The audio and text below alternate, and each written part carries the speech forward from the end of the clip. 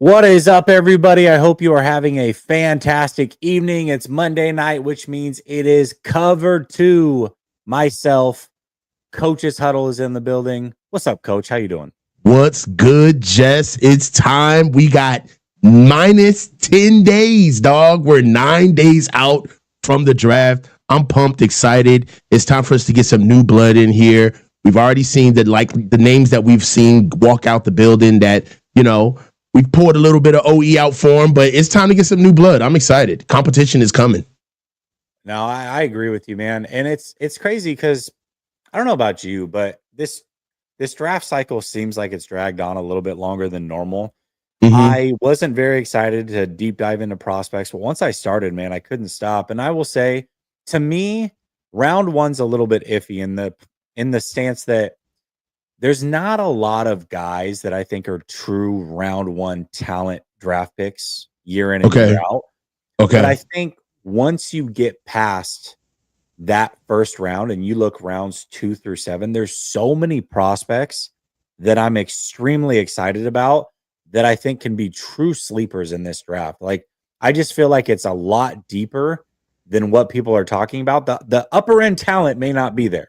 I will agree with that. But as far as depth at a lot of these positions, I think there's a lot of really good players that you can get value on later in this draft. What do you think? Agreed. That's the strength of the draft. Every draft has a hallmark, right? There's a theme of every draft. Last year's draft, as we mentioned, we beat this thing into fine dust. Last year's draft was offensive line. We get it. This year's draft is depth. That's what this year's draft is about. There's depth at a lot of different position groups that I absolutely love. Running back, huge depth, okay? As far as I'm concerned, there's 5 running backs, the top 5 in the running backs class. It's kind of a hodgepodge. You get everybody looped in together, but you got to say that, in my opinion, Aston Genty and Omarion Hampton is not 1-2, it's 1A, 1B, in my opinion, right?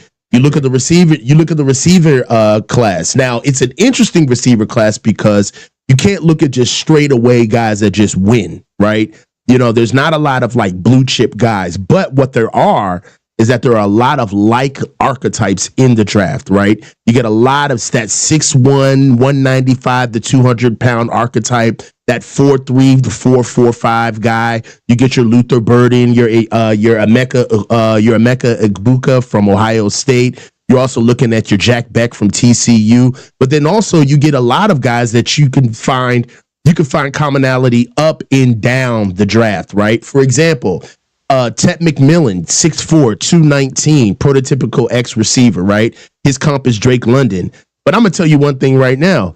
If you like Tet McMillan, I can interest you in Savion Williams from TCU, 6'5", 222 pounds, Cordarrelle Patterson player comp. So that's what I like about the draft. There's no excuses for a good draft. If you mess this draft up as a team and you got a full draft class, you don't have a good scouting department. This is kind of a hard to mess up draft, to be honest. Yeah, I tend to agree with that. Everybody in the chat, I just want to make sure that our volumes are good. I tried to adjust it, but it's hard for me to tell if our volumes are even. Coach, you sound good to me, but I also know that you might be louder than me. So you guys let me know if in the chat we need to turn me up or Coach up or down or vice versa. I want to make sure that our audio is good to go. So I tried to get it dialed in before, but I just can't really tell. Yeah, I agree with you though, Coach. I think overall, I mean, the 49ers have 11 picks. Right now, I mean, that's a lot of options. You're not going to hit on everyone. A good draft, you don't hit on every player. That's not realistic. But the 49ers do have plenty of capital to go make a dent in this thing and really build towards their future, in my opinion. Yeah, I agree, man. The 11 picks is pure currency, in my opinion. And it's exactly what the doctor ordered, man. We're older. All right, we're expensive. Okay, so what's the antithesis of being old and expensive? Young and cheap, right? That's what we need. This is what we got to start pushing into. So getting into this year's draft, man, I am pumped. I'm thrilled. I mean, don't say it now, but I do believe that there's also some trends that we're starting to see with the NIL, with NIL deals going on in college where guys are staying. What does that mean for the NFL? That means that you're getting more of a developed class, right? You're getting guys that have stayed for a while. They've kind of been around in a sense. They've kind of had their own little professional journey with switching schools, being able to take care, being able to be in different locker rooms and the like. So for me, I think that this is kind of a misnomer for the future. You're going to see more moving forward where you're going to not necessarily your top heavy drafts where you got your can't miss guys. You're always going to get that. But I do see that you're going to start seeing more quality and more depth down the line in the later rounds of the draft. And this year's slate is proof of that. Yeah, thank you guys for the feedback. That's what I was looking for. I guess I should have been more clear. Not the fact that you can hear us both, but are we at a reasonable volume where we're kind of matching each other? I think I've got it dialed in now. I think we're good to go. You let me know. That's what I thought. Coach might be a little louder. All right. Sorry, Coach. I just, you know how it is when you listen to other like podcasts and people's volumes not even, it can be really annoying. So anyways, I get it. Want to make sure that we're good to go. All right. Let's talk about the draft. And the way we can get into this draft and predict the future is really by looking at the past. And I think that there was a really good chart that was put out, and I want to make sure that I give credit where credit's due. It was at SF Data Niners. He puts out a lot of really good data points on the 49ers. I think some of it is I don't want to be mean, but I think a lot of it's like EPA in this, and a lot of it's useless, but a lot of it is actually really good, right? I think some people take the data points he puts out as like, oh, this is gospel on XYZ. It's like, no, you can watch the games. Hey man, show him some respect. Exactly. Anyways, but this I think is actually really cool. And it's again, nothing is perfect, but I do think it's interesting. So basically what this is charting out is from 2017 through last year, the teams that are drafting according to the big board. So big board it could be anywhere, but the consensus big board is like, let's say NFL.com, the best player available when you go to draft. Are you reaching for players or are you not? And we know that the big board is not perfect because that's what people that are not on NFL teams, that's their rankings. But it is a little weird sometimes when a player is drafted and you're going, hold on a second. To me, that was a third round prospect that you just took round one. Or, you can tell when there's clear Cam Latu, you knew was a reach when he was drafted. I know. Yes, you loved him, even you said he was a reach. Right, I tried, but he was a reach. Moody, a reach. He was a clear reach, right? Okay. Isaac Garendo was a reach. Right. I'm gonna be honest. But this is rounds 1 through 3, 2017 through 2024. Okay. So what you've got here is the red line. I just want to explain this for everybody at home, and then I'll get your thoughts on this. Okay. But the red line here is the consensus. Like this is you're basically drafting the guy who is next on the big board, right? Or if you're to the right of that, then that's good. You're getting good value according to the big board. If let's say the Ravens, for example, their median, their white line is about 5 picks above consensus, meaning when they're drafting, they're getting majorly good value here because the players on average that they're taking were supposed to go 5 picks ago, essentially, but they got really good value when they were up.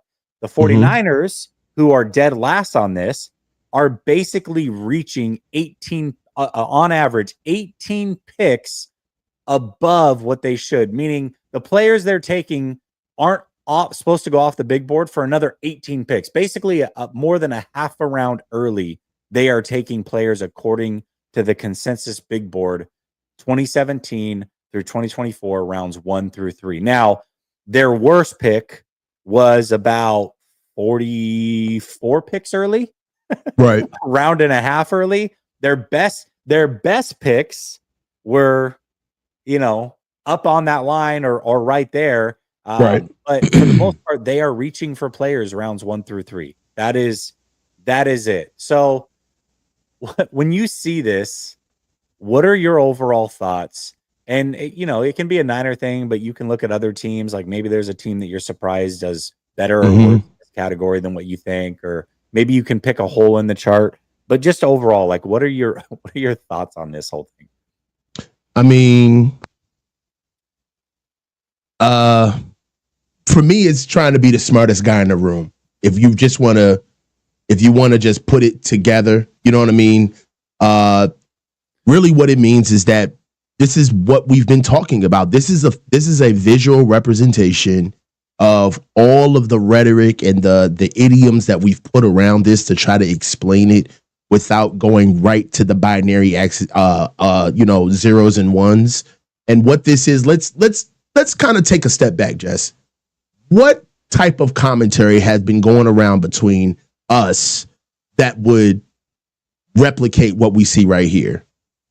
Kyle is always going after a recipe versus best player available, right? He's always trying to fit his scheme instead of going with the best guy, right? Niners always think they're the smartest guy in the room, right? Always trying to pick guys that nobody understands why you pick this guy, but it's always for one specific skill set that they have, right? Oh, Niners don't study certain guys because they only want certain players.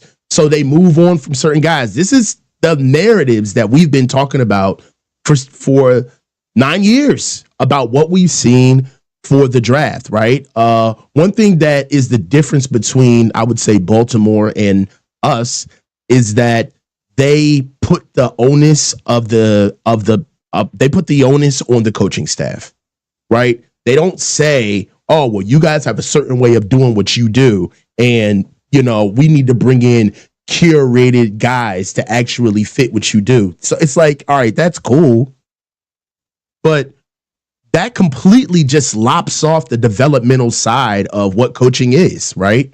So, okay, you want to develop a guy and you want to develop him into the niche skill set that you provide. That's okay, but what happens when what you provide is getting outcoached? And that's one thing that I don't think that people are realizing is that we're not losing necessarily because we don't have the players. Like, we're losing because we're getting outcoached. You know what I'm saying? And the players that we have, I mean, I hate to put it to you, but Isaac Guerrero didn't get asked to get traded up for and drafted. Neither did Jake Moody, right? Ricky Pearsall didn't ask to get drafted into these situations. These are guys that got picked up, but we know that, yeah, we picked you up, but you weren't you weren't BPA at the time, right? You weren't best player available. So, this right here is just, I don't want to say proof, but it's just more evidence toward what we already know. And that's the Niners need to start drafting like best player available, tip of the spear guys. Like, it's time out for, going to get a $20 million tight end because he's going to be a good number 2 for blocking to help out George Kittle. Like, that's not the thought process that we need to be acquiring guys for, right? Because that's when you think you're that's when you think you're smarter than the process, right? Because what happens if George goes down?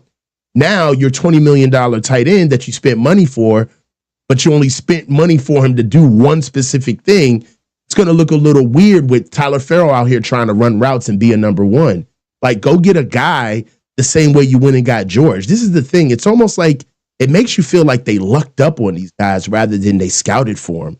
Because if you scouted for a George Kittle, then go get another guy that we say, okay, we kind of get the, tweener, nasty, scrappy guy.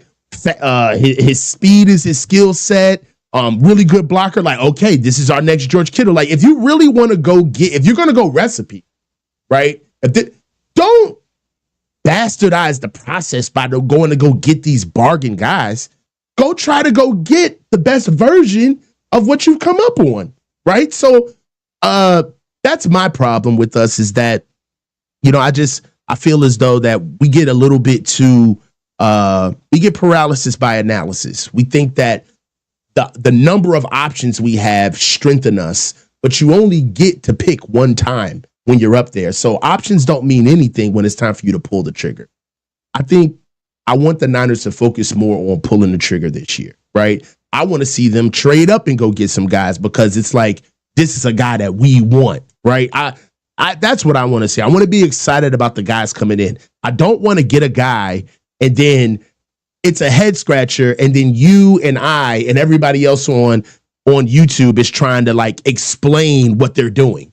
Right? We're always left out in the cold when it comes to the Niners doing this stuff. It's like, well, maybe they're doing this because they're trying to get this together. And it's always like this convoluted reason on why they're picking guys that seemingly don't seem to fit the moment or the pick or the situation. And you don't see that with teams like the Ravens because they're constantly just going to go get apex guys. Don't worry about it later. They'll go get the best. So, yeah. And again, the reason I bring this up is because it is a data point, but it's also what we've thought. When we think of rounds 1 through 3, we think that a lot of reaches, a lot of misses. It's rounds 4 through 7. I wish there was a chart like this, SF Data Niners, if you're listening.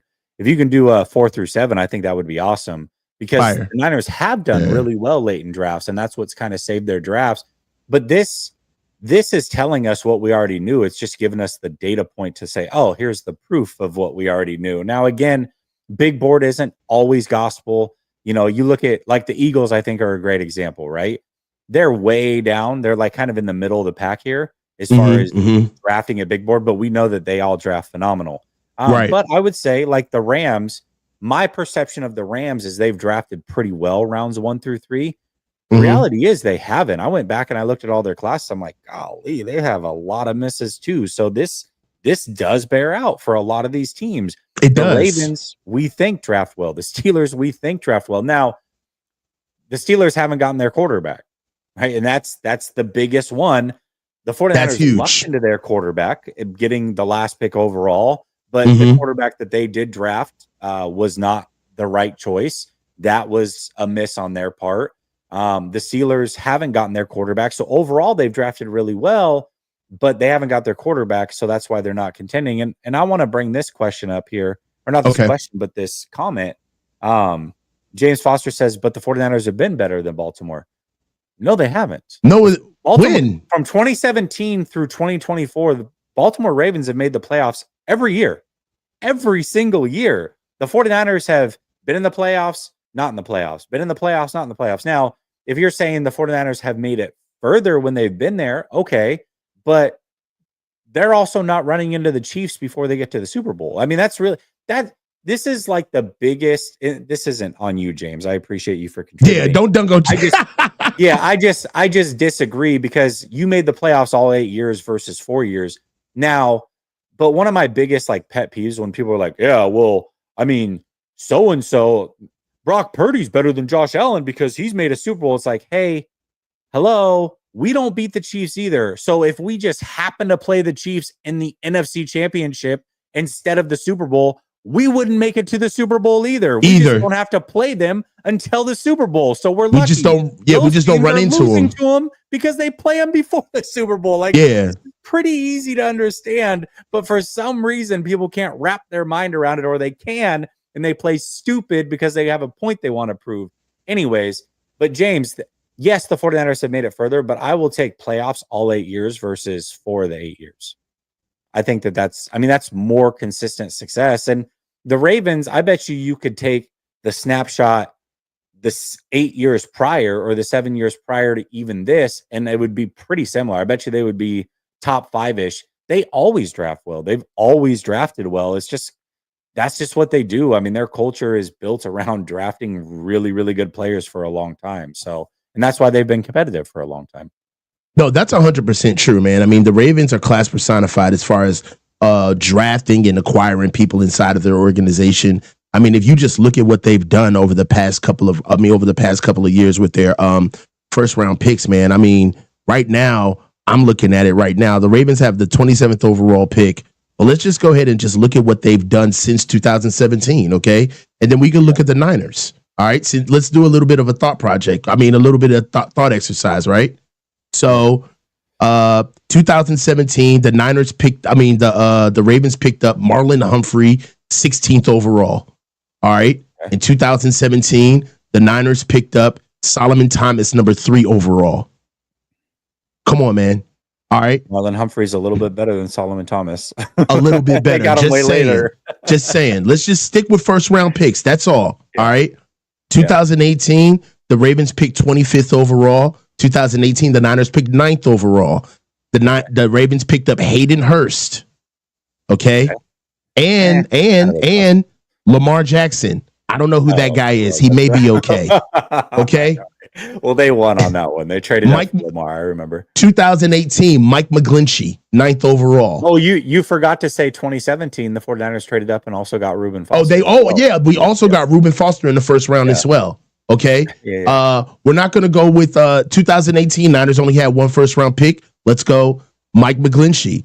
2019. All right, let's move on. First round pick, 25th overall. Ravens pick up Marquise Brown. All right, 2019, Niners pick up Nick Bosa. There you go. Niners got one. Yeah, all right. Big time on that one. Second pick overall. That was a lot easier. Marquise Brown. There you go. Marquise Brown's been a decent player, but probably hasn't lived up to first round hype. Okay. Agreed. 2020, Ravens pick up Patrick Queen. Yeah, he was 28th overall. That guy's kind of worth it. 2020, Niners pick up Javon Kinlaw, 14th overall. Let's move on. Well, they also got Ayuk, though. They also got Brandon Ayuk. Yeah. We also got Brandon Ayuk. All right, but let's move on. 2021, Rashad Bateman, receiver out of Minnesota. All right, and they had they had another first round pick, Odafe Owe, edge out of Penn State. 2021, Trey Lance, yeah. Which was also 22 and 23. So 23. We're not even going to do that. Yeah. 22, they picked up Kyle Hamilton. Our quote-unquote first-round pick was Drake Jackson. Yeah. All right. Okay. 23, they picked up Zay Flowers. In 23, we picked up Jair Brown. And last year, their first-round pick was Nate Wiggins, cornerback out of Clemson.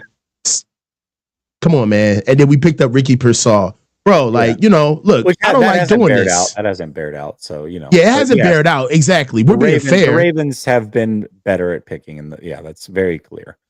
Yeah, so they deserve to be there, bro. The proof is in the pudding. This isn't like, feelings. And also though, even this, okay, let's actually all go with the statement that I brought up that I think it was James that said it. Let me double check. I think it was James that said it. Anyways, let's just live in a world where we all agree the 49ers have been better than the Ravens since 2017.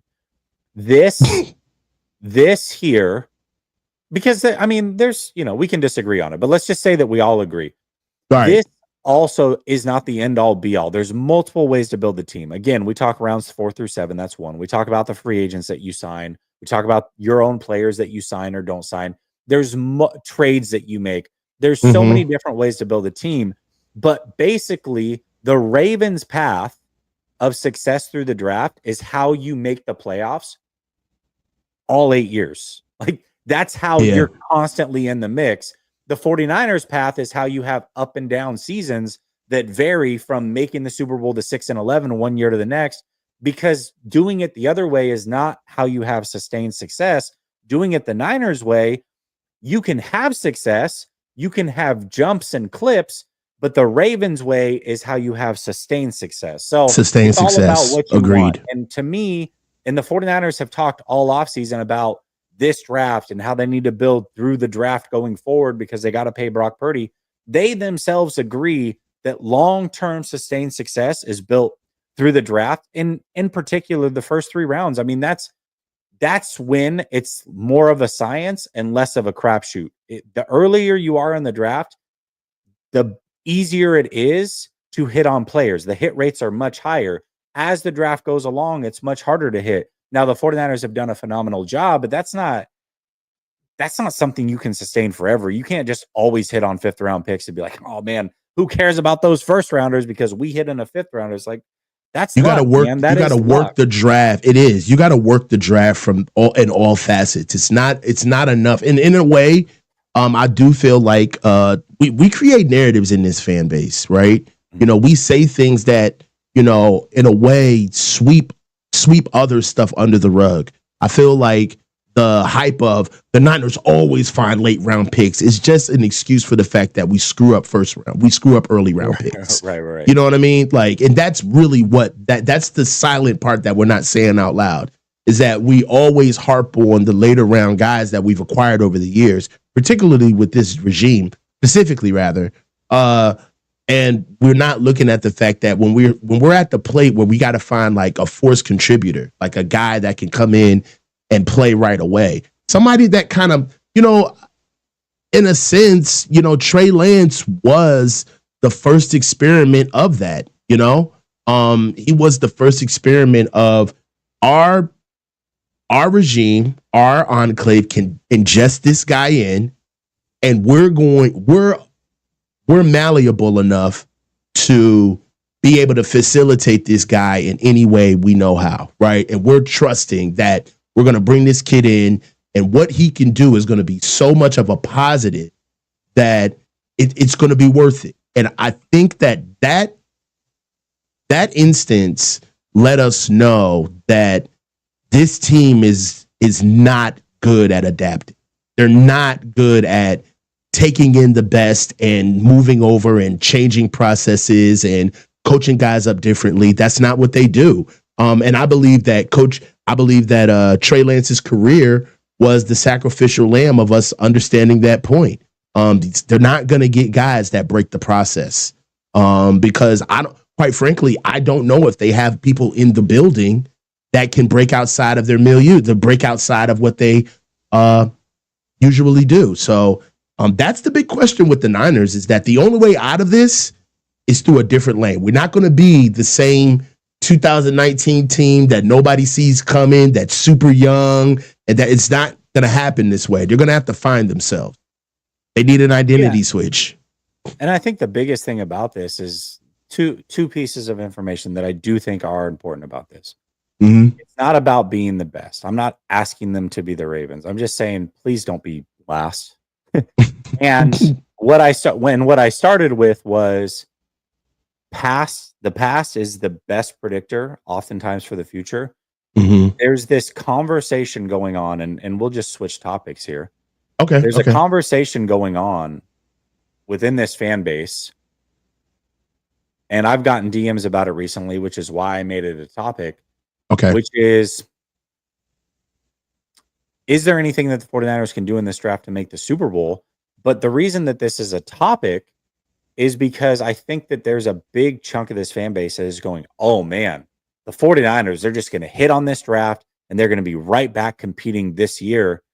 And I'm going, based off of what? What prior data points do you have? Last year's draft was cool, but even then, it's like, we don't fully know. Like, Jacob Cowing is a guy that we're saying we love Jacob Cowing from that draft. But based off of what? What has Jacob Cowing actually done to show that he's good? Now, Pooney looks good. Renardo Green looks good. I think even Pearsall started to flash towards the end of the season. We saw flashes from Malik Mustafa. But 4 players, let's say they have 11 picks and they hit on 4 more players. That's not going to be enough to make the difference that people think it's going to make. And why are you so confident based off of the data points that we just showed that the 49ers are going to be able to duplicate what they did last year? I would love for them to be able to, but based off of what back-to-back drafts did they crush at rounds 1 through 3? The data's there. It doesn't exist. So yeah, why do we think that they're going to do it all of a sudden? No, I agree. Like I said, I think that really it's a great segue off of the last comments. They need a new identity.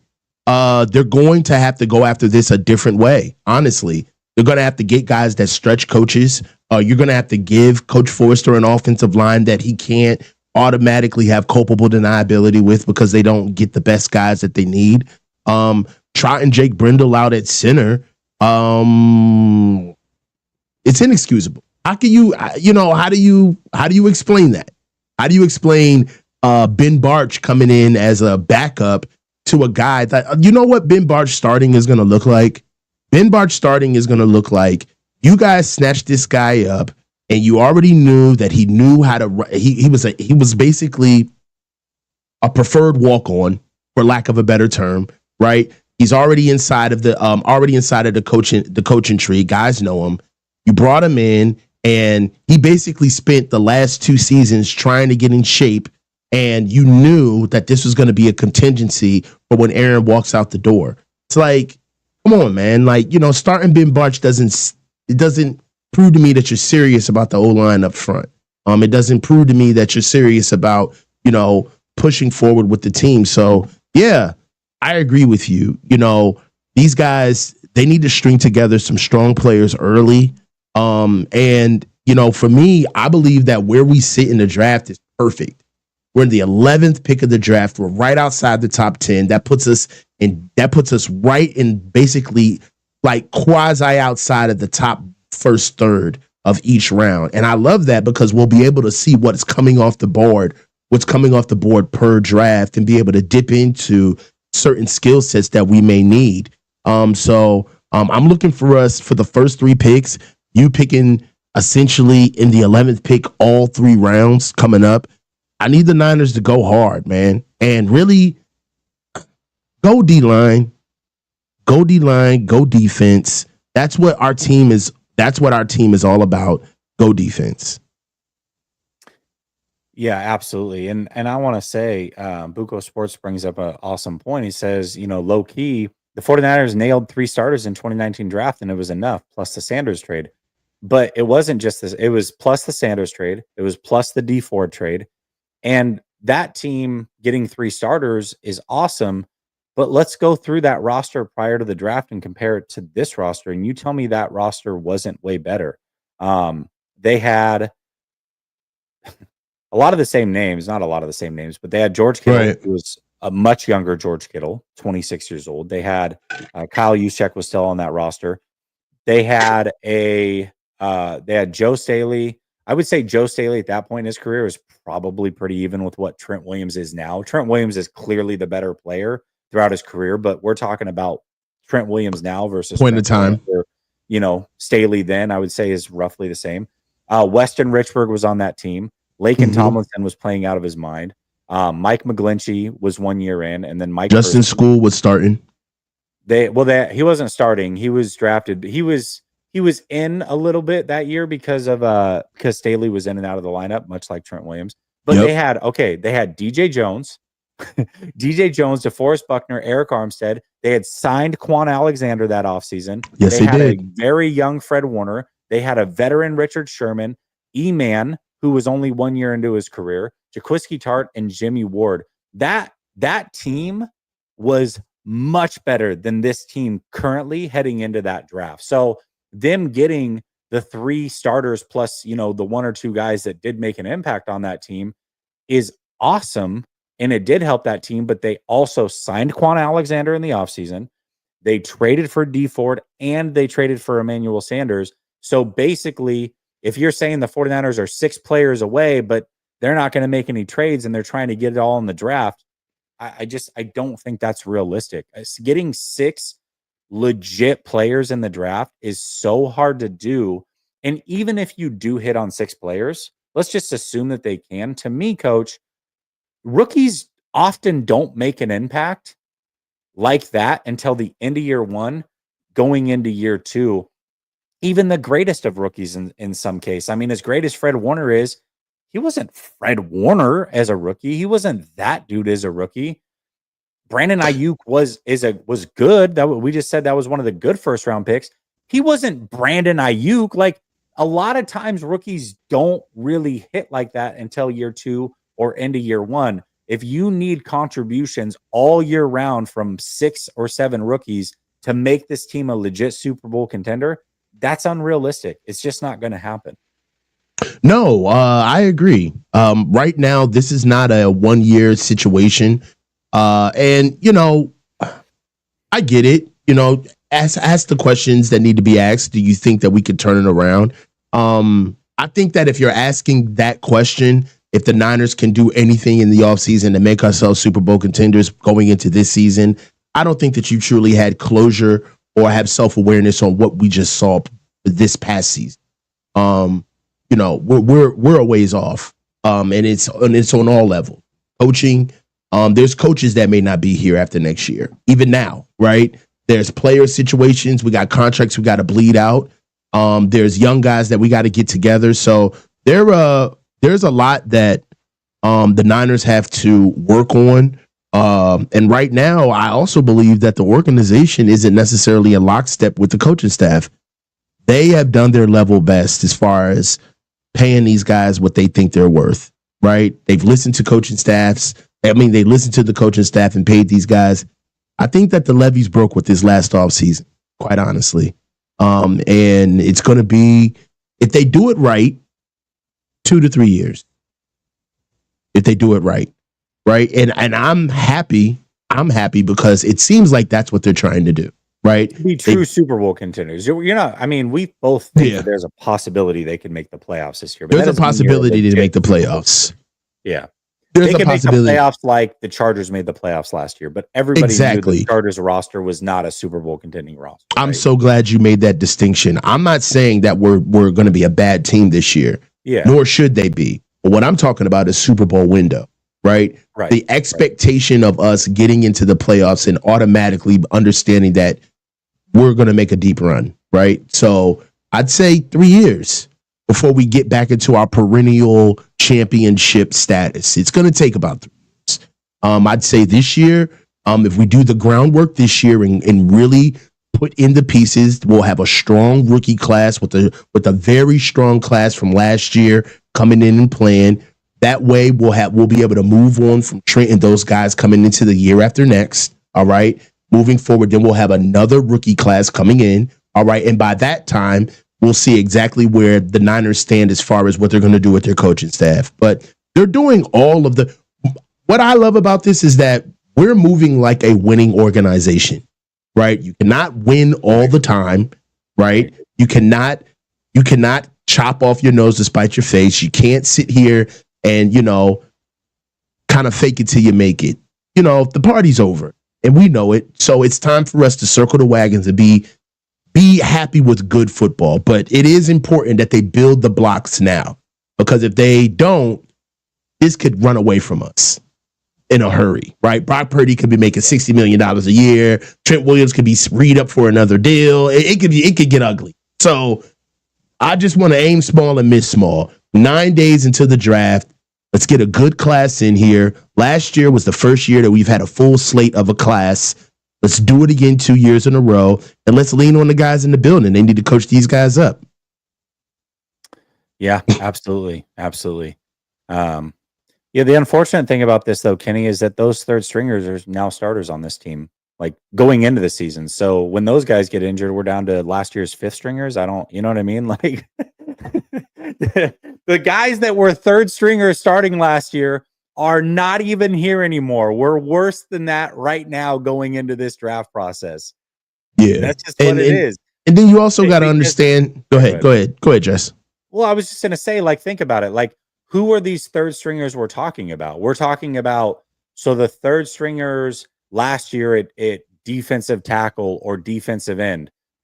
Okay, well, we got rid of all the guys that were supposed to be starters. The third stringers last year in the secondary, that could be our starting corner as of right now. What about the linebackers? Dre Greenlaw was out, so we were down, and Campbell was garbage. But we were down to our third stringers there. Well, those guys are set to start right now. That's the reality of this team. So they have to draft really well, but they have to nail this draft to have any shot at making a Super Bowl. I agree with Coach. This is the right process. I just think people are looking at it like, oh, the schedule sucks and this and that.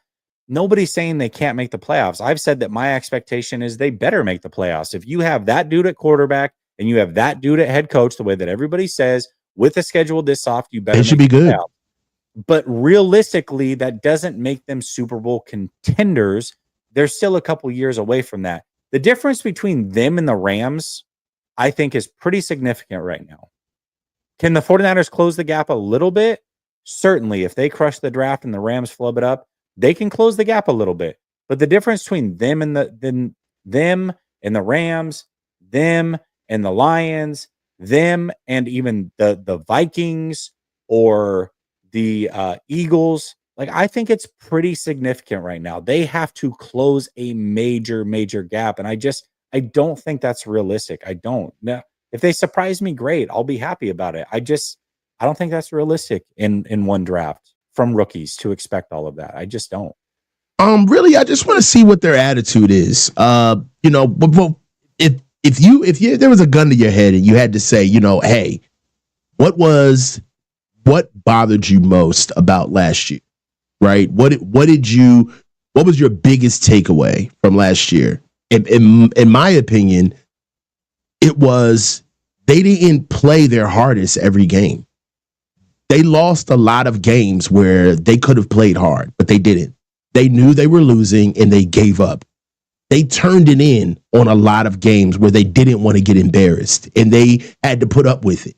And then you see games where they had effort and showed completely different ways of how to move with the ball, how to really aim small, miss small, like they turned into the Minutemen instead of the Redcoats, right? Yeah. They really kind of showed that Kyle showed his ingenuity against the Lions, and kind of had us asking, like, where was this at?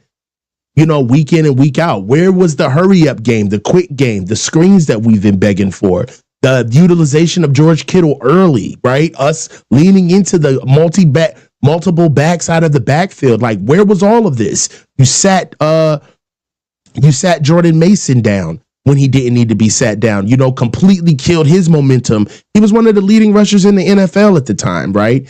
You overuse Christian McCaffrey. I'll die on that hill. I don't care what anybody says. I understand that I understand that the PCL injury was a one-off injury where he banged his knee into the turf. You don't do it that way. All right. You ingratiate them in both ways. You got a hot engine. You got a cold engine. There was no reason to start him so fast and so soon that way. All right. And that's what hurt me the most. It's not the fact that we lost. We're not going to win or have great seasons every year. I've been watching football since short pants, man. This is cyclical, right? This is what it is, right? The Commanders are good now. Who would have thought? Like, come on. Right. So football is it's never going to end. So you pull away the things that really matter. And what really mattered to me is that these guys think they're better than the process because they got their backs put against the wall and we watched them pout for the first 10 to 12 weeks of the season until they finally admitted, okay, we suck. And we saw that all year. And if they would have just had some self-awareness and Kyle would have put in good offense that complemented what they had on the field, and he used players, he actually used Jacob Cowing instead of stifling his development because you don't want it to look like Ricky Pearsall was a bust, right? Like all of this politics stuff that we see go on with the team, it hurts us. You don't see that with the Ravens, right? It's a cleaner process. Draft pick gets picked, pick goes on field, pick plays. That's it. He's good now. All right? Coaches coached him up. Now, with us, there's always this convoluted saga.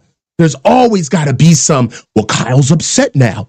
Do you know that we got Trey Lance because Kyle was upset with Jimmy Garoppolo? That's where Trey Lance came from. From an attitude. Like, think about that. These are the men pulling the levers and pushing the buttons. Right? So, for me, these guys, they need to prove that they deserve to compete because you're not better than the process. And when you lost, you didn't lose honorably. And that's what bothered me. They lost like punks.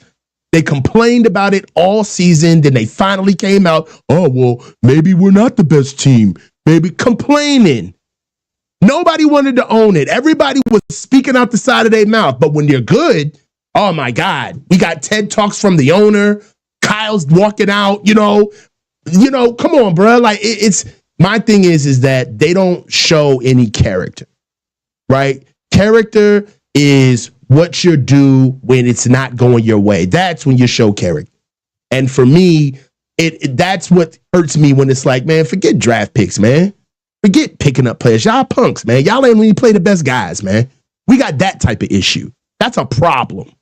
You know what I'm saying? So forget the championship lore. All right. Forget all that. We need to just make sure that the guys that get picked don't get picked for political reasons and they actually make it to the field. Can we do that first? Then we can worry about the Super Bowl because we haven't seemed to be able to pull that off yet. So that's where I'm at with these guys. They need an identity shift. They need to actually care about winning, even if they're not in the hunt anymore. That's what killed me about this season is that They tried to like, they made the fall ugly. You see somebody slip on ice and it's like, dude, just fall. Just fall. It's like, it's an ugly fall. It's like, bro, you're not gonna fall. You're not holding on to anything. Just fall.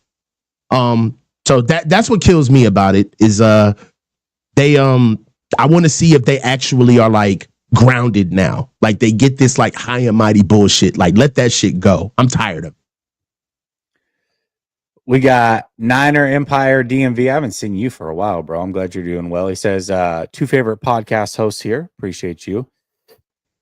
And then Sammy in a Pickle says, Kyle adding Moody to his recipe was the equivalent to raisins and potato salad while not washing his Yeah. Raisins and potato salad, though. But hey, this draft's different. You know, on last year's draft, it was we didn't really need anything. You know, we could just afford to take kickers and backup tight ends. That's all we needed that year. So that's what we took. They're performative, man. You know, like even years like, hey, with our roster, not many people are going to make the team. It's like, yo, stop saying that. Like, bro, just, man, play ball, bro. Like, I'm tired of like the Hollywood stuff, honestly. All day, every day, Kim says, I'm a real Niners fan. I can't stand this group. Somebody in the chat probably pissed him off.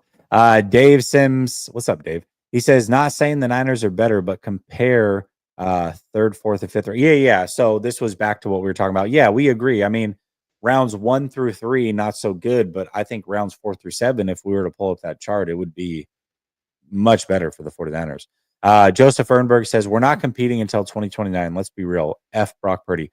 Whoa, why is Brock Purdy catching strays over here? Like, Brock catching strays. I don't want to pay him, but dang, like, F him? Like, he's a stand-up gentleman. I think Brock, shoot.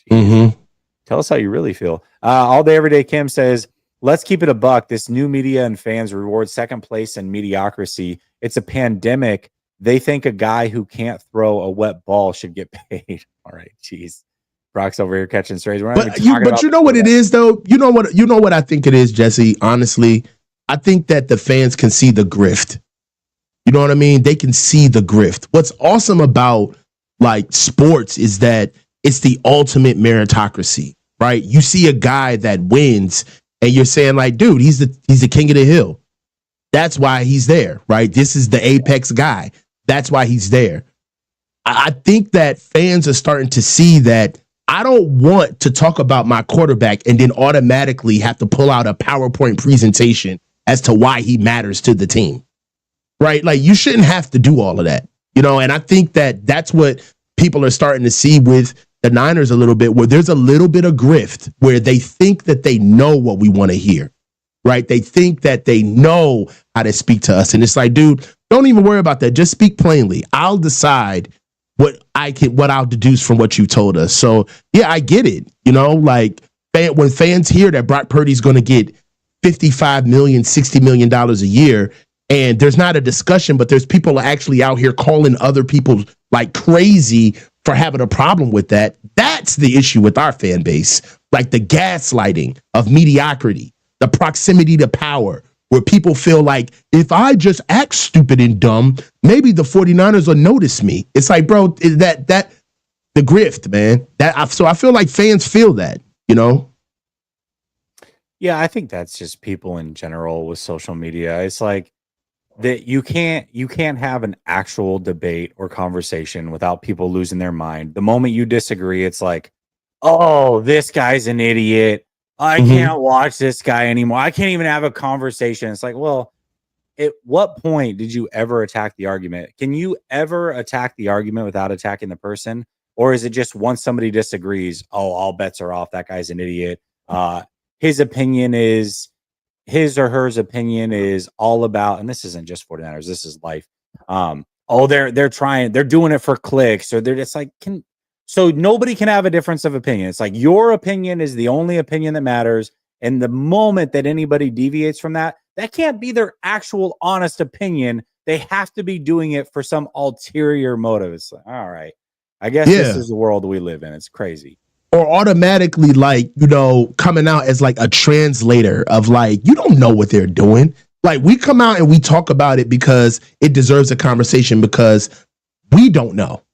Right? Like it's like We have enough skills in the environment to be able to deduce and be able to say, all right, well, contracts look this way. This is the tenor. This is the tempo of the team right now. But there's way too much conversations about what the Niners are going to do because people know.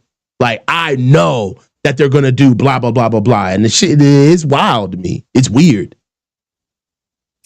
Yeah. Otis Sweatpants says, I only don't like it when you praise the Seahawks, Jesse, especially last offseason. Made me unsubscribe. Hey, listen. He bounced on at least you admitted it. Like, I feel like most people, cool, man. I don't know. I'm just going to tell you what I think I see. Now, I've been wrong about the Seahawks.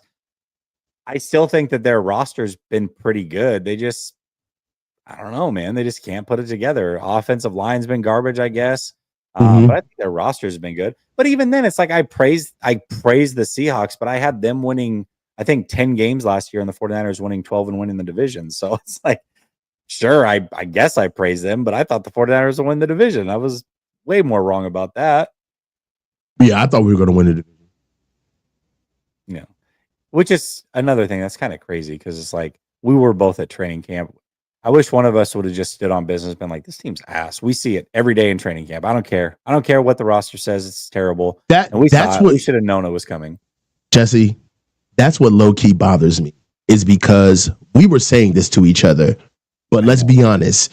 There was an element of us like reading the room. Like, we can't be the guys that just came off of years of Trey Lance arguing down what this team should and should not do. And we finally schlep our asses all the way out here. And the first thing we have to say is, oh, they're horrible. Fresh off the Super Bowl, they're trash. Like, so we were honest because I think the notes helped us, right? The notes being able to just go through and pace this is what we saw, right? So the notes helped us tremendously. I do think, though, that realistically we looked at it and said, okay, but, Brandon Ayuk's not there and Trent Williams isn't. Like, we thought that though in CMC, we figured that the reason it was so bad is because those guys weren't there, when the reality was the depth just wasn't there, and we should have noticed it right away. That we just assumed, oh, well, these guys will come back and they'll be great because that's 3 great players infused into this team that aren't there right now. And it just never, it just wasn't good. It just wasn't good. I got to be honest, man. Sometimes I never do this, right? I never do this, but every now and then I will. Man, there's certain things where I know just by playing the game, just by coaching, like they're not going to be ready. It's not even about being good or bad, right? Good or bad is like what you find out once you play somebody, right? So I do understand how Kyle gets frustrated when he gets like the good or bad questions, like, how do you guys look? It's like, dude, I don't know.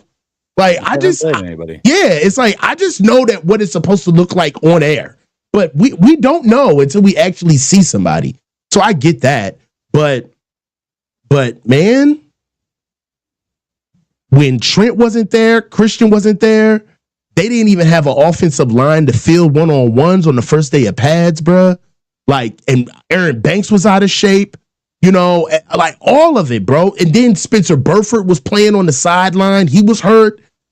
Bro, when I went out there, how long was I out there before I asked you, was it like this last year? We were out there like maybe what, like 2-3 minutes, 5 minutes? I nudged you and I was like, was it like this last year? Like, because this is what did I say? What was my answer? Do you remember what I said? You said no. You said it was a lot more tempo. It was a lot better than last year. This is not what it was like last year. There was way more juice, way more energy. And the year prior was more energy and more juice. We gave them a mulligan on day one, right? We came back after they had a day off from pads. That was a really good day. And then the day after, they had 2 days off, and it was another bad practice. And we stuck to our guns, but I feel like we YouTubed it up. Like we weren't 100% about these dudes don't look competitive. Yeah.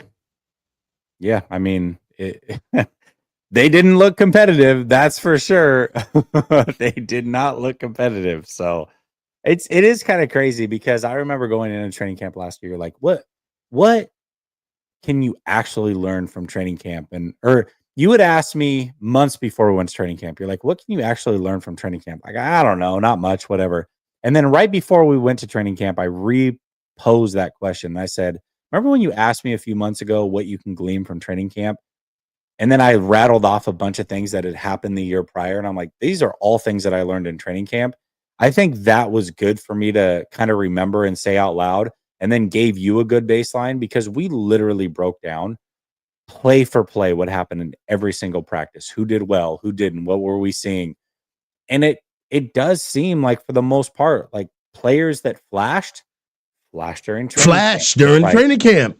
Yeah. players that didn't play that well weren't playing that well in training camp. And there was a lot that came from last season that if we really went back and watched our content from training camp, it was all there. I mean, it was all there. It's crazy what a 5-day practice snapshot can give you if you're really paying attention. It was there. We saw, there were a couple of things that stuck out to us right away. Number one, we were very impressed with Malik Mustafa. Turned out to be a guy for us. We were also, out of all of the D linemen, nobody on the D line wowed us. Even Nick Bosa, we watched one-on-ones. The only person that we kept talking about was Sam Akinawu. We kept talking about it. And this is when we didn't even know how to pronounce his name. Go back and watch the videos. This is brutal, right? We were hard on Sam Akinawu. We were on the offensive line Still early. don't know how to pronounce his name. Still doesn't know how to pronounce his name, but you really understand. Sam gets it.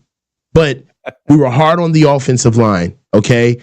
Definitely on the depth, especially on the interior, and with Jake Brindle barely being ready to play. There are a lot of things that we saw early in one-on-ones, and not having one-on-ones, the juice, the energy. Yeah, I'm looking forward to it this year. This year is going to be fun, bro. Kenny said exactly what I was saying. I was like, what is he? From Japan? Japanese city? Like, what's going on here? I don't know. I have no idea how to pronounce this kid's name. Didn't he train Danielson?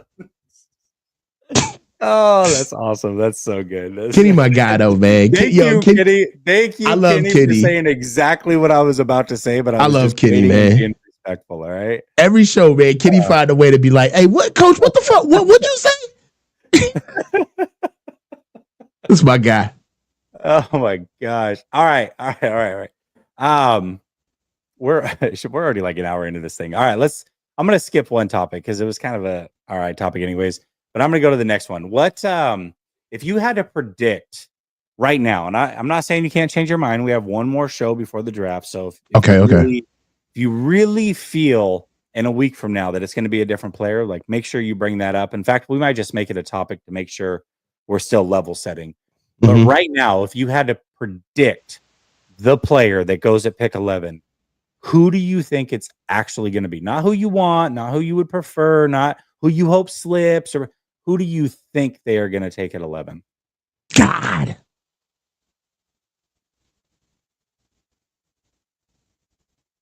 It hit me about early last week, and I haven't changed my mind yet. I might, maybe before the draft, we'll see. But to me, I think there's a clear player that they're going to take. And I don't know why it became so clear. And then like all the experts in their mock drafts backed it up, which means it's not going to happen for sure because nobody ever gets it right. All right. I got one guy. All right. Well, I hope you have one guy because I said one guy, coach. It's a super Niner pick. Okay. They're picking up Will Johnson, the cornerback out of Michigan, bro. Thank you.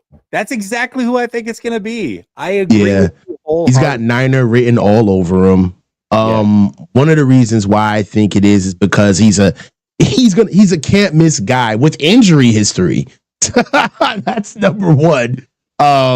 But I do believe that the Niners, with them running the wide nine, those DBs are on islands, right? They're breaking down into 1/3 of the field, and they're on their own. The Niners need a can't miss guy at corner, and they also need to be able to help out their pass rush, which they're going to work on.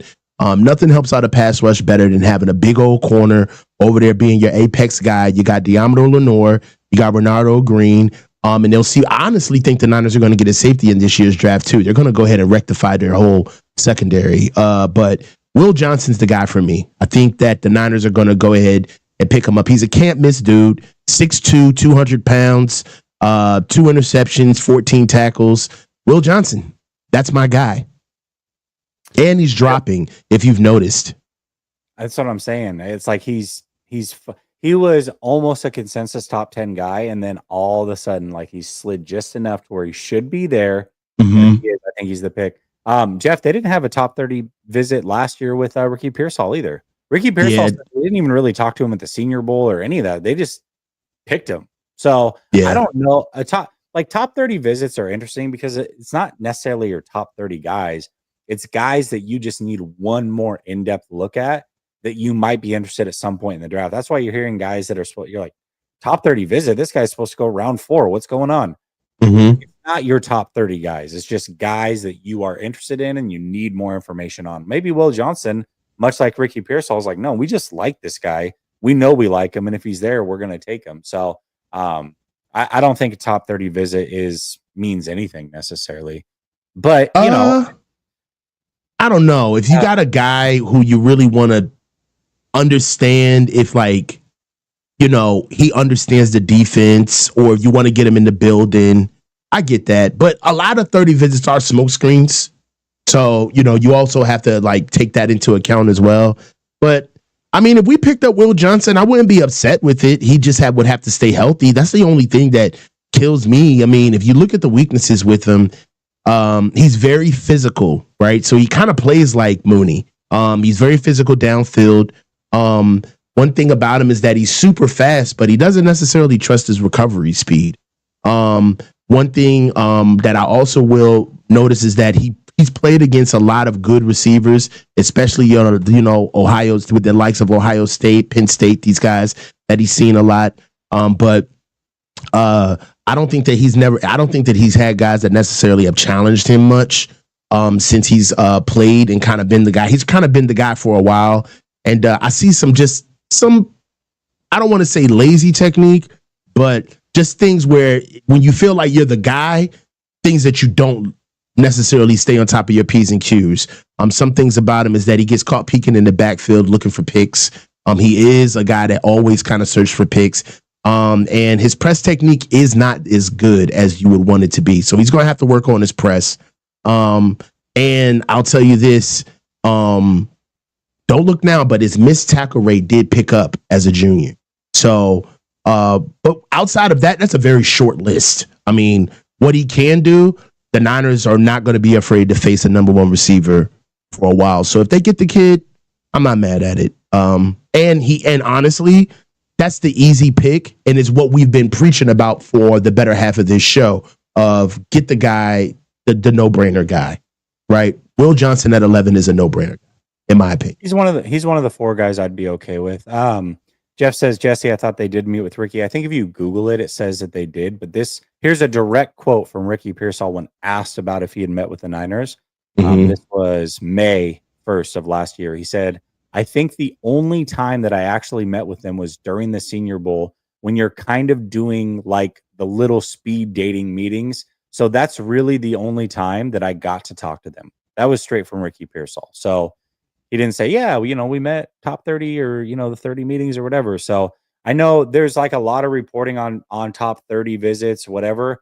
I don't think anything is for sure. It's just, rumors and hearsay, and sometimes things are reported, but that was straight from Ricky after he was drafted saying, no, we talked a little bit during the Senior Bowl, like in a speed dating sense. So I don't think top 30 necessarily means that you're, and but let's be honest though. You're meeting with guys that you're hoping will fall to you that don't make it. Sometimes guys get picked too that you expected to be there. But let's be honest too, though. This topic is about what we think they would do. I would not pick Will Johnson up at 11th overall. But you would be okay if they took him, right? I'd be okay. Yeah, that's kind of where I am. He's not my favorite, but we got 11 picks, man. We can't put it all in one pick, man. Like, let's just move on. I almost can't wait until the pick is over so we can get to the rest of the draft. For sure. Okay, well let's talk about this then. Let's talk about guys later on in the draft. So day 3, so rounds 4 and on. So picks 113 and on. players that you like 113 and on that should be there when the 49ers pick or has a good chance to be there? Like, what are some players later on in this draft, some sleeper guys, if you will, that you really, really dig? 114 and on. What's that round? Give me that round. 113 and on. So round 4 and on. Round 4 and on. Yeah, day 3. I like Andrew Makuba out of Texas. He may not be a day 3 guy, but yeah, I think he's a day 3 guy. Andrew Makuba, safety out of Texas. I think that's a great guy. Also, Aubrey Burks out of West Virginia, split safety. I think that's also a good guy for us. If you're looking at offensive linemen kind of down the road, Drew Kendall, the center out of Boston College. I wouldn't mind picking up Drew Kendall or kicking the tires on him. Also, there's somebody else that they actually met with, Jacob Bayer out of Arkansas State. Offensive lineman, 6'3", 315. That's somebody else who I think could be able to go late.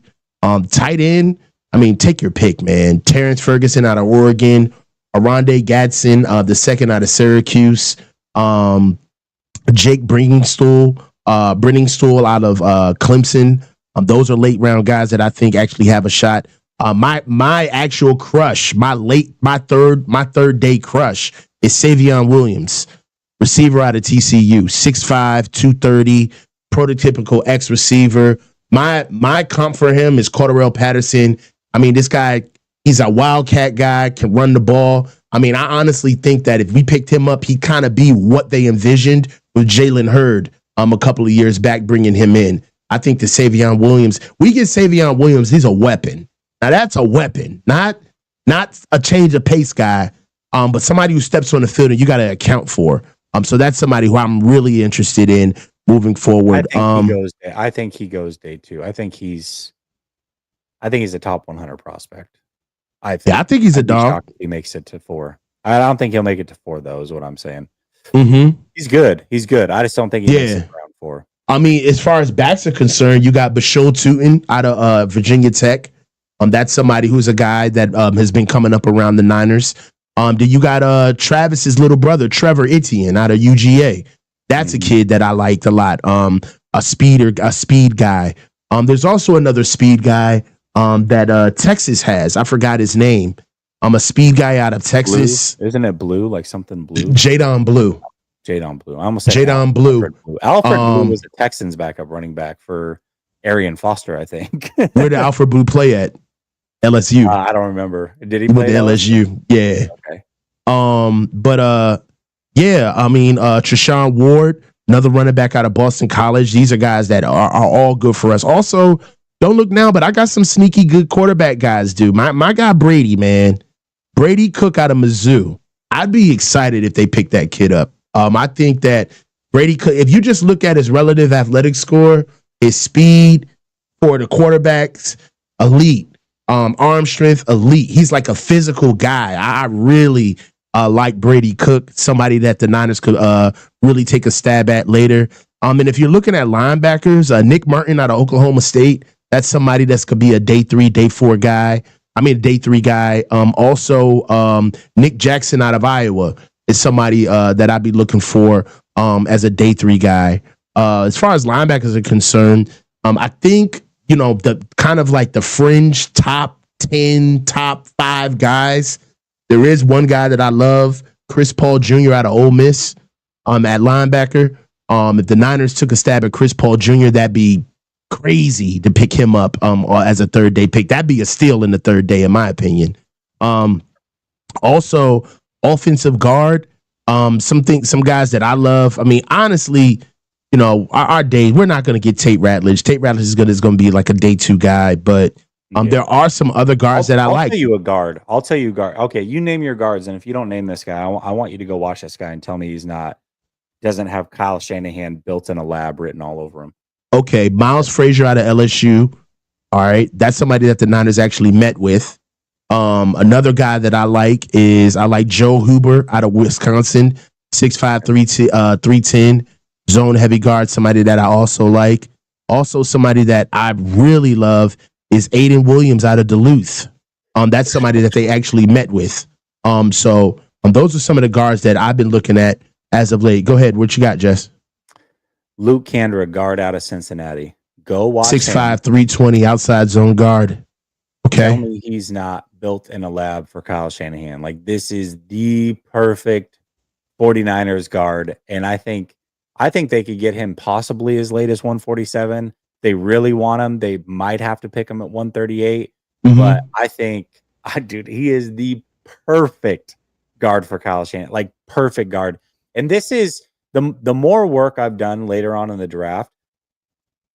You early on, I think you've not cooled off on him as a prospect, but cooled off on him as your number, like who they should take at 11. I think I could be wrong, but I know you want to bring up Jahad Campbell. And the reason that I'm not as big on taking him at 11, it's not that he's not a good prospect, but I think there's so many linebackers that you can get round 4, round 5, from Smile Munden to Danny Stutzman to Teddy Buchanan. Who else is there? Jack Kaiser's there. I just feel like there's some good value at linebacker. Big, athletic guys, not perfect prospects, but athletically they can play in this league. They all bring a little something different to the table. But I think if you get one of those guys, you might be getting a really good player for the 49ers. I'm not saying they're on Jahad's level, but round 1 to round 4, I mean, I'll take the drop off in the prospect and still, I think, get a very good player. Yeah, I'm still high on Jahad Campbell. I would love them to get him at 11. 11? Really? Yeah, because for me, I like doubling down on good. For me, one of the best guys we got is Fred Warner. And Fred Warner does not play well with a bad will. He doesn't. He's a different player with a weak will next to him. All right. When he has to worry about playing downhill, playing behind the line of scrimmage, on top of being the best that he can be in pass protection, he's a different linebacker. In my opinion, what we need to do is we need to be able to help him. But what we also need to do is we need to find his successor as well. And I think that Jahad Campbell scratches both of those things. Right now, at 20 years old, I mean, Jahad Campbell just turned 21 in February. Mm-hmm. At 21 years old, he's a better pass rusher than Fred ever was. Like, not even like out the gate, he's a better pass rusher than Fred. It's not even a comparison. So, I've calmed down on Jahad Campbell because I just don't think that, what we've seen as news is rolled out, that seems as feasible. But, for me, I think that he's a true piece. I think you get Jahad Campbell, man, and, you got defenses where you shut down the middle of the field, where you're nervous. You get Jahad Campbell. So, that's just me. Jeff says, I love Alfred Collins. Jesse had 7 batted down passes this year, comes off the blocks well. Good play diagnosis, run stopper. Would love him at 75 or even 43. I've got him written down as one of my picks I would love to have at 75. 43, I think, is a little too rich, but I do also like Alfred Collins. He's a Javon Kinlaw clone to me. Yeah, but at pick 75, I mean, Javon Kinlaw, if he was picked 3rd round, you'd be like, oh, pretty good. Not mad. Like he's around the league. He's play. You know what I mean? But when you pick him top 15, it's like, oh, okay, geez. Alfred Collins as the 11th pick, you'd be like, what the F? But at pick 75, you're like, okay, I like this. All right, I'm with this. So yeah, I don't disagree with that at all. I just think Javon Kinlaw at 75 would have been great to have. Let's see. Any other players that I didn't bring up? Noel Williams, cornerback out of Cali. I think you can get him past 113 or later. Let's see. Malachi Moore. I know you love Malachi Moore. I think you can Malachi's my guy. Yeah. 138-ish potentially. Yeah. You know who else I think is nice? Who? You said Darian Porter out of Iowa State, right? No, I didn't have him on Darian Porter out of Iowa State, man. 6'4", 200-pound press corner, man. Check him out. I really like that kid, man. He what he reminds me Porter's of? Gonna go. Oh, no. Porter's gonna go way earlier though. He's gonna be probably a second, maybe a 3rd round guy, but he's gonna go early. Darian Porter. He's got like. Think so? I think. Yeah. Yes. Okay. Yes. Okay. I think so. Definitely by the end of round 3, he'll be gone. I would be Trey Amos out of Ole Miss is a guy too. Yeah, what he had dealt with some stuff, but he's gonna go. Another guy that I think will just go early. I'm just like I said, specifically guys round 4 or later that I think are sleepers. I think Well, Nolan now Williams. wait a minute. Now wait a minute. I can name you 6 guys before Trey Amos. So I think that obviously Travis Hunter, I don't know what he's going as, but let's just say he's the first guy off the board, right? Yeah. Then Jahdae Barron and Will Johnson are done, right? So that's 3.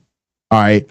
Then I think that the next best guy, hands down, no debate, is Maxwell Harrison out of Kentucky. Okay. All right. I don't disagree. All right. Then you got Benjamin Morrison out of Notre Dame, and then Siobhan Revel out of East Carolina. So that's 6 right there. Mm-hmm. All right. So you still think that even though 6 DBs are still at large, you think that Trey Amos still gets snatched in the first 2 days? Hell yeah. Yes. All right.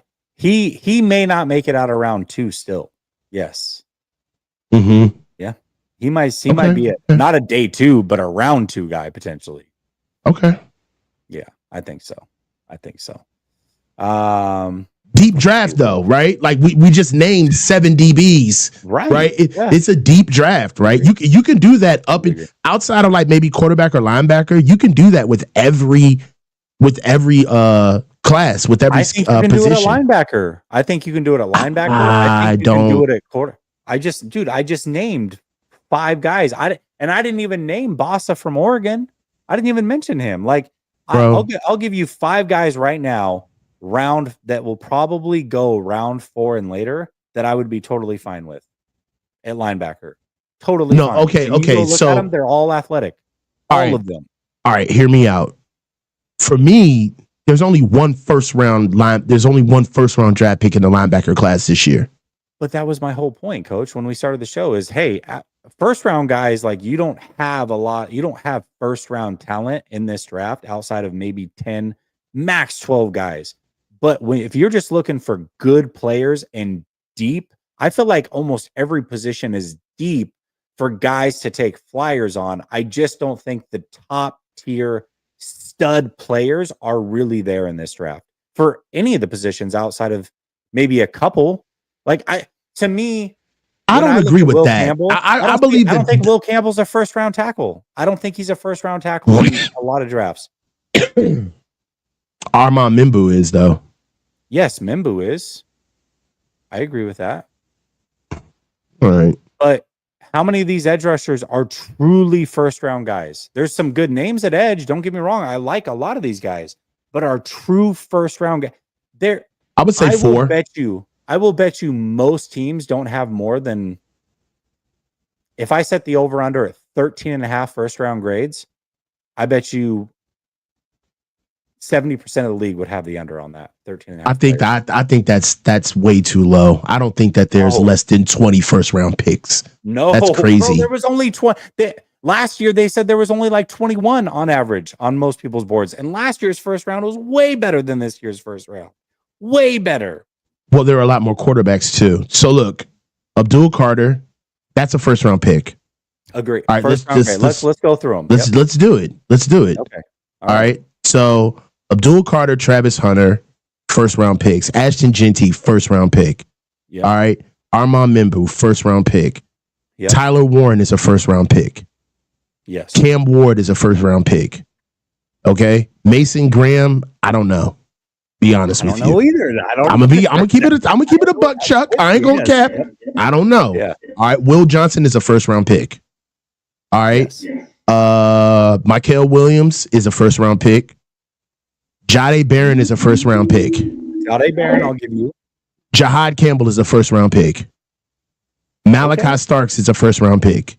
Matt Golden is a first round pick. Walter Nolan is a first round pick. Nick Emanwari is a first round pick. I don't agree with all these guys though. I don't necessarily. So wait a minute. You don't think that Walter Nolan, Matthew Golden, Malachi Starks are not first round picks? Malachi Starks, I agree with. You don't think Matt Golden is a first round pick? Or am I just getting feedback? Huh? Am I getting feedback or is your dog going crazy right now? No, you're getting feedback. My dog's not doing anything.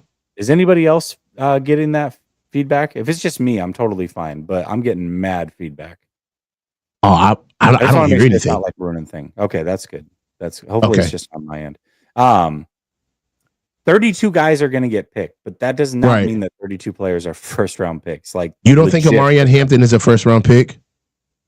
I think he's probably. I could possibly say he's a first round pick. Sure. Okay. Tyler Booker isn't a first round pick. He's hands down the best guard in the draft. That's great, but that doesn't make him a first round pick. Just because you're the best player at your position in a draft that's not that great for overall top tier talent doesn't make you a first round pick. I mean, he's a really, really good guard. Like he's not like an average guy who barely started. He's a very good player. Even if I gave you every fringe player you just named and we all agreed we're at like 15 players, that's if I give you everybody that you named. And I don't. All right. So, okay. So let's do it the other way. I'll tell you who I don't think is a first round pick. Okay. Okay. All right. I don't think Mason Graham is a first round pick. I don't think Will Campbell is a first round pick.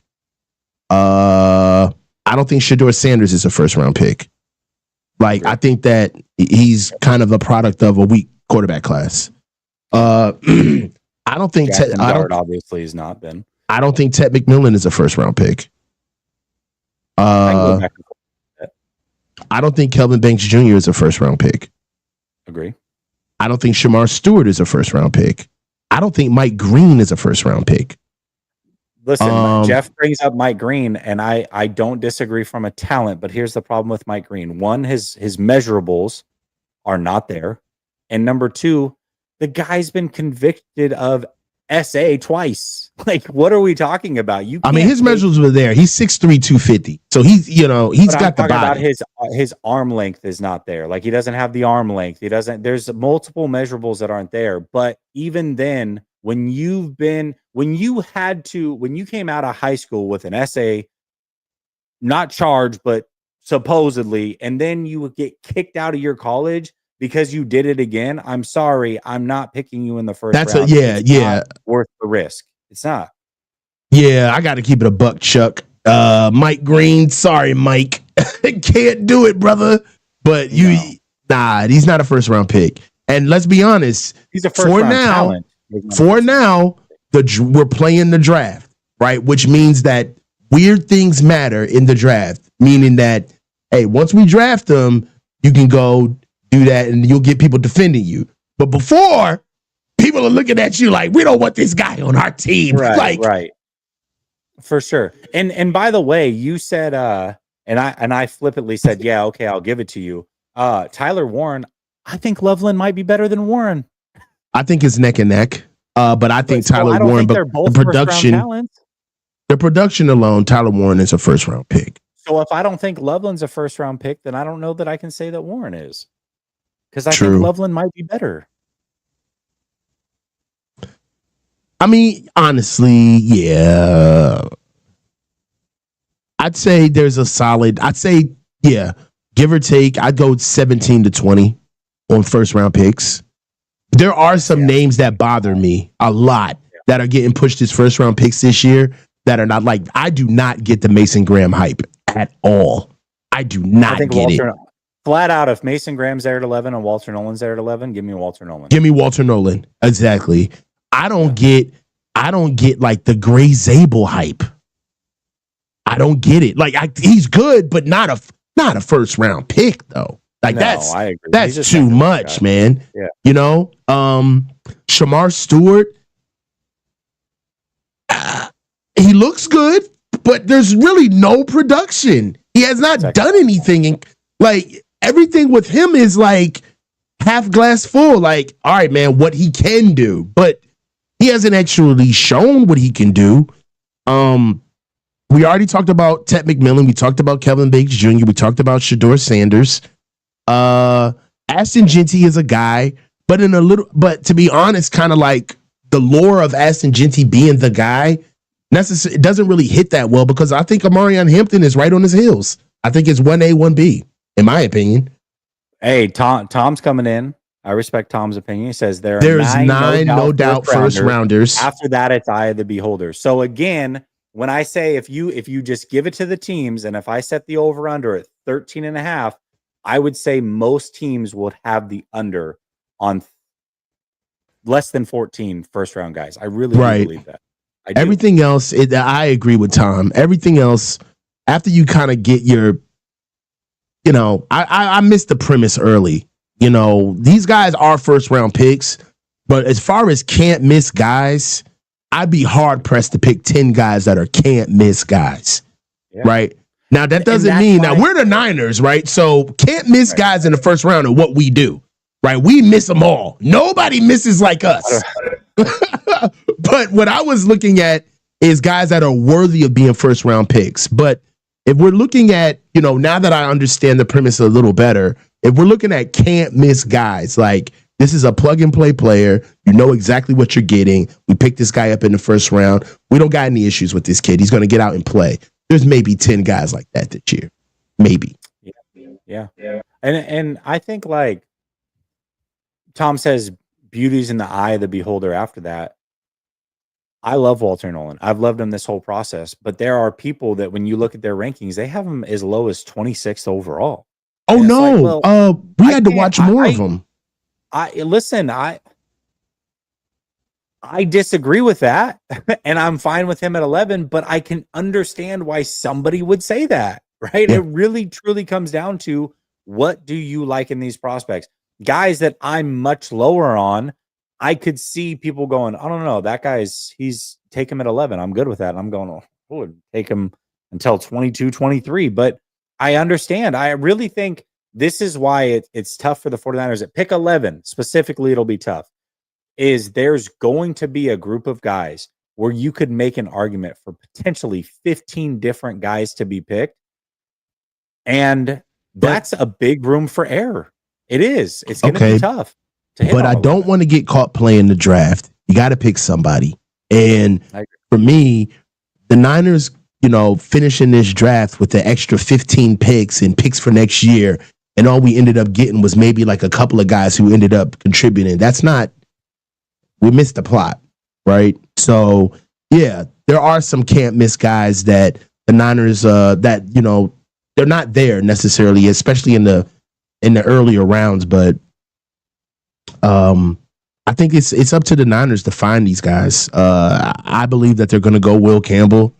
That's kind of, Will Johnson. That's what I'm feeling. I think it's an easy button for them to actually have that done. But I'd love to see him go D-line early.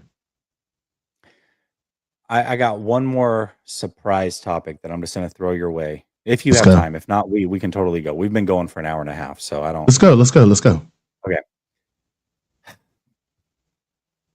I was having a conversation with David and Marco. All right. Okay. And Marco threw out a comp for this player, and I can't unsee it. Okay. So now I'm totally fine taking this player at 43. And if you would have told me the 49ers took a running back at 43, I'd be like, what the hell are they doing? Travion Henderson.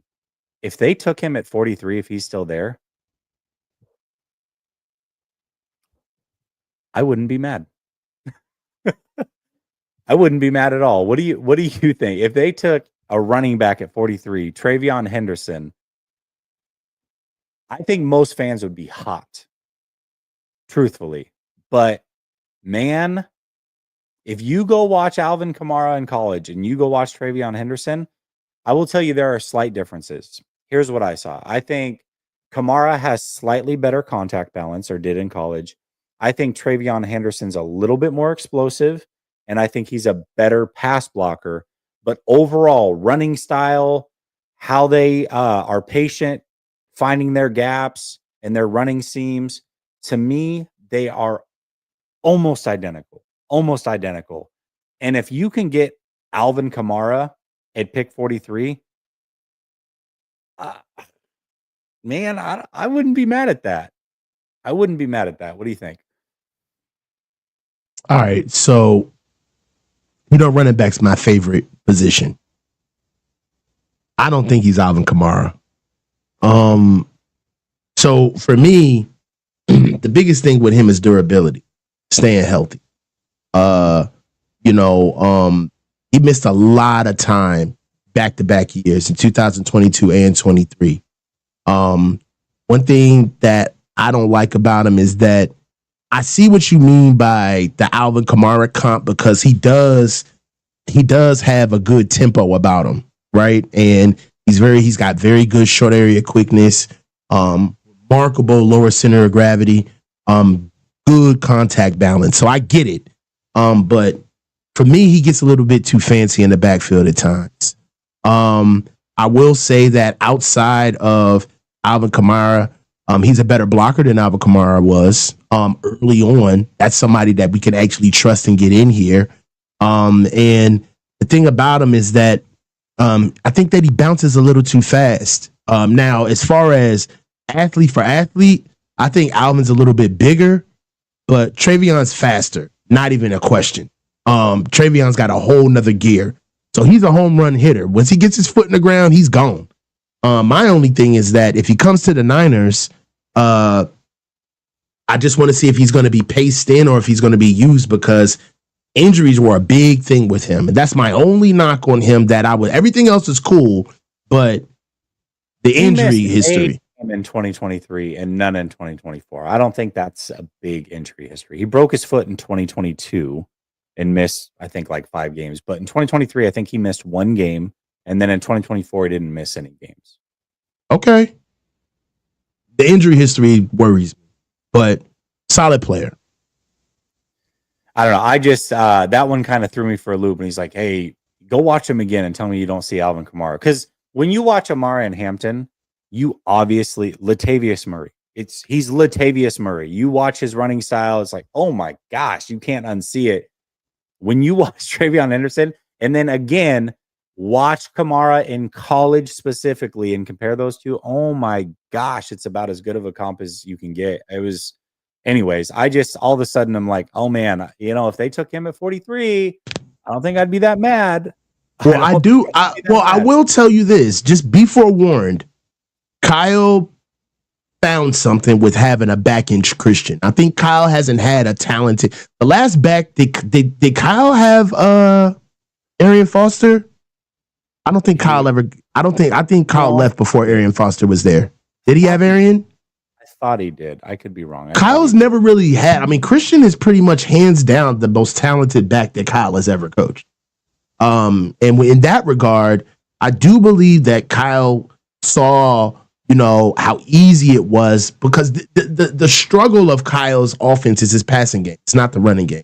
That's what hurts him so much, is because he gets away from the part that he didn't create, which is the running game. The passing game is what struck. And I think that Christian being able to be not only a great runner, but such a weapon in schematically being on certain places on the field where Kyle could help out quarterbacks and be able to get easy now route throws and quick passes. I do believe that he wants to continue that. So I wouldn't be surprised if he picked up a running back late. And Travion Henderson, hey, look, if they got him, we just have to roll with it. But just for context, though, he's got breakaway speed, but he's not a burner. He's not like Raheem Mostert fast. That's fine. I also want to say this, because you talked about the receiving out of the backfield. When he's throwing the ball, he's proven to be a good receiver. I'm gonna throw a player at you. If I said a player, just humor me for a second. This specific player only had 39 total catches as a running back in college. Just based off of that number, in 4 years of college, 39 catches, would you assume that player is going to be a dominant receiving back when they made it to the NFL? It depends, honestly, but I would say, for the sake of your argument, no. You know who that player is? Who? LaDainian Tomlinson. So my point is I think. But did you see what LT did at TCU? I totally understand that. Okay. I get that. But I'm saying it specifically as a receiver. Like, if you look at Travion Henderson and you don't watch him, if you look at the numbers, I'm not saying you're saying this, I'm just pulling this out there. Mm-hmm. Travion Henderson numbers wise is not a big receiving back, but when you watch him catch footballs and run routes, I think he can be more than effective as a receiving running back. So when I look at Travion, I think he can do all the things that Christian can do physically. That doesn't mean he's going to be that type of player. I just think when you're looking at him as a prospect, he can check all the boxes that Kyle Shanahan is looking for. Can he receive out of the backfield and run routes? Yes. Is he a good blocker? Yes. Can he play in a zone running scheme? Absolutely. I just feel like he can do everything that Kyle would ask him to do, and he could do it right away. Right away. I mean, I got to be honest. If they picked up a running back, I would be livid in the second round. I'd be livid. I think I would have a week ago too. I would be through the moon if I'd be untenable, bro. If they picked up a running back in the second round, Travion Henderson, I won't be mad. If it's somebody else, I'm gonna be hot. We just picked up Isaac Garendo last year, Jess. I don't care. Isaac Garendo's not Travion Henderson. You don't know. All right, bro. You already making his name into like a household thing. As a prospect. No. You're comparing players as prospects. Right. Just because a prospect. Is it that far-fetched to say that D. Winters isn't Jahad Campbell? Jahad Campbell hasn't played a snap. Why? How can you say he's better than D? I'm talking about as a prospect. D. Winters is not Jahad Campbell when they were coming out of college as prospects, not even in the same stratosphere. Same thing with Garendo and Travion Henderson. They are not in the same stratosphere as prospects. They're just not. They're not. I don't want to argue. I just because I'm right. You know that's a good point. I think you're dead fucking wrong, but I just don't want to argue with you. I think that I'm dead wrong. No. I believe that. Listen, for scouting guys before you pick them up. Yes, the prospect of Travion Henderson is not Isaac Garendo. We get right, but I don't give a damn if it's Jesus Christ himself. If his ass ain't putting his feet in, if his ass ain't putting his hand in the dirt, I'm gonna have a problem with it. Second round, we should not be picking up no damn running back. Not with all of the talent that they have at running back this year in the draft. If you're that hard up on Travion Henderson, then shut the fuck up and get Bashol Tootin. Not you, but Kyle. You know what I'm saying?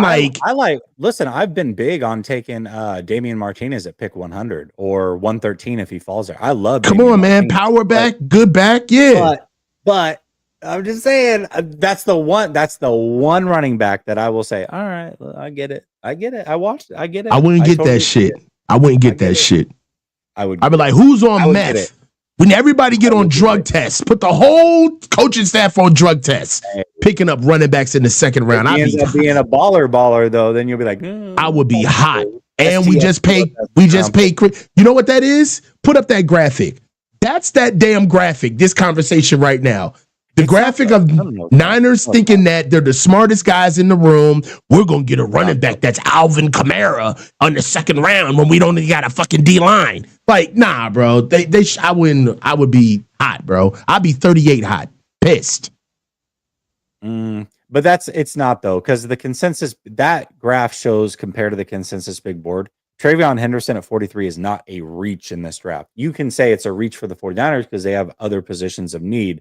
But as far as the prospect himself, he's absolutely worth the 43rd overall pick. He's worth that pick in this draft. He is. All right. He may not even be there. It may not even be an option. But I got you. But I just, I've said my piece. So, I feel like I've been heard.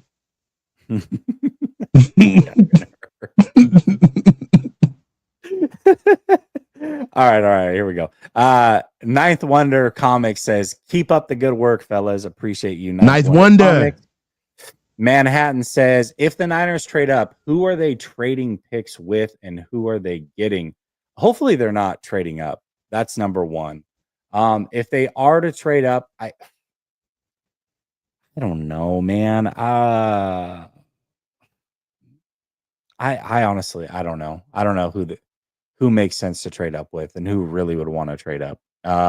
If they're trading up, they're giving up minimum a third rounder, minimum pick 75. And I don't think that there's a player unless it's Mimbu, that would be worth also giving up pick 75 plus potentially more. They've got so many needs. I just, as much as I even love Mimbu, it's like, man, I don't know. That's awfully rich. Not all that. Yeah. If Mimbu was probably within like a pick, I'd say like a pick or two, maybe. Right. Yeah. Then you maybe get in a position where, if Mimbu, let's say Mimbu is falling at 9 and you want to make a deal with the Saints or Chicago, maybe. Also what's really good for us is that Chicago has gone hardcore on offensive line in the offseason. So we really if we get somebody in that kind of like that 8-9 range that falls, then I don't think that there's a reason for us to trade up in that area because New Orleans is Trump type in offensive line. So is Chicago. New Orleans didn't take Shador or Dart, I think. They got to go quarterback, right? Yeah. So outside of that, man, I think that we're falling good. Excuse me. We should know exactly where we're going to fall after the first 5 picks. Yeah. I think Membu's for sure going to be gone. Obviously, I think 2 quarterbacks will be gone, whether it's Dart or Sanders. 2 quarterbacks will be gone. I think Membu will be gone. Pick 11. I think obviously Travis Hunter. Obviously, buddy out of Penn State. Drawing a blank on his name. Abdul Carter. Those 5, I think, for sure are going to be gone. I would imagine Ashton Genty's gone. I could see a scenario where Warren's gone. I could see a scenario where Campbell's gone. I could see a scenario where Graham's gone. I don't know for sure, but I would say those 5 for sure are not going to be there. I think Jalen Walker is also going to be gone. I'd say those 6, I think for sure are going to be gone, and we'll see after that. I think that Mike Green is going to be staring us in the face at 11. Yeah. I think that Falcons makes a lot. I think that Mykel Williams is going to be staring us in the face at 11. Jahdae Barron is going to be there at 11. Yep. Malachi Starks is going to be there at 11, as well as Walter Nolan and Will Campbell is going to be there at 11. Yeah. I think the first edge off the board is going to be Jalen Walker. Will Campbell may not be there. Will Johnson will be there, I think. The first edge off the board is going to be Abdul Carter. I think the second edge off the board is going to be Jalen Walker. Agreed. Once those guys are gone, then Mykel Williams, Shamar Stewart, and Mike Green are your next guys up. But even before then, I just want somebody to be dumb and pick up Mason Graham. If they get Mason Graham out of our head, because I don't want Mason Graham. If we get Mason Graham, I feel like there's so much of that talent down the line. And I don't get how you can have Mason Graham 3rd overall, but completely miss the fact that his other playmate, his other line mate next to him, Kenneth Grant, is in the 1st round. Like, they played next to each other, bro. This is not like a world beater guy. I don't see top 5 pick with Mason Graham. This most confusing 1st round pick selection of the year for me is Mason Graham. Yeah, I agree. Let's see. Too much sense. Do you think Jake Tunges will hit his stride and become a needle mover for the night? No. Somebody keeps asking that every show. I think his. I think I said too much sense, too much sauce. I think the only way, first of all, his only path is through like a Kittle injury. That's number 1. And then number 2, I don't know. I don't see it. Steve said Nolan has character concerns. Some said if he doesn't get what he wants, he doesn't play hard. That's not the way that I heard it. I heard that he'll have fits at practice where he's walked off the field. But when you watch him play, I don't think there's one moment anybody can find me on film where he's not playing hard. I don't think anybody said that his issue is not playing hard because he's pouting. I think the issue is he has fits and walks off the field during practice. But now that he's not here, I can talk about this a little bit more. Javon Kinlaw was a player that the 49ers couldn't control. He had big man hissy fits all the time and would go full seeing red crazy at practice. So, and they were able to keep that under wraps the whole time he was here. So, if you can deal with that with Javon Kinlaw, then you might be able to deal with a guy like Walter Nolan walking off the practice field in frustration. Also, he addressed that and said, "Hey, that is something I had done in the past. That is something I cannot do. I don't want to be that guy. It's something that I need to improve on." So he's recognized it, talked about it. To me, like, people are okay taking somebody who's a serial SA guy in Mike Green, but you're not willing to take Nolan, who might walk off a practice field from time to time. Like, no, I'm good. Tommy Huxley says trade up for Carter if he drops to 5. Yeah, I'd be willing to trade up for Carter if he dropped to 5 potentially. It'd take a lot though. It would take a lot. All right. Coach, appreciate you. I believe tomorrow's 4-man front is on Coach's channel. It's on my channel. Go check him out. It's going to be myself, Coach, obviously, Grant, and Ryan will be there for 4-man front tomorrow at 7:45 p.m. Eastern, 4:45 Pacific. So check him out. Coach and I will be back next Monday, same time, same place, 9 p.m. Eastern. Cover 2, the last time we're together before the draft. So make sure you check that out. And then, as always, both of us will be streaming throughout the week. Coach, much love. Thank you for joining me on Mondays as always. Always, Chat, brother. much love. Thank you for your participation. Showing love to both channels. And we will be back soon. Peace.